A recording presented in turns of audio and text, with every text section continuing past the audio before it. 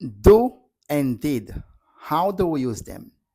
Do and did are auxiliary verbs. Don't use them with another auxiliary verb and models. You need to use them only with regular and irregular verbs.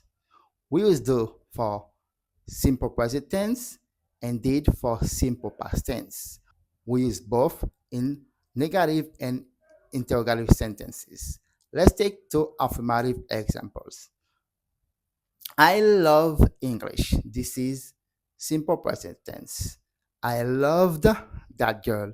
This is simple past tense. Let's make two negative sentences. I do not love English. This is simple present tense, negative sentence. I did not love that girl. This is simple past tense, negative sentences. You can see I do not put D on the verb because we have did.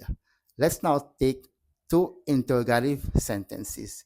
I say, do I love English? This is simple present tense, interrogative sentence. I say, did I love that girl? This is simple past tense, interrogative sentence.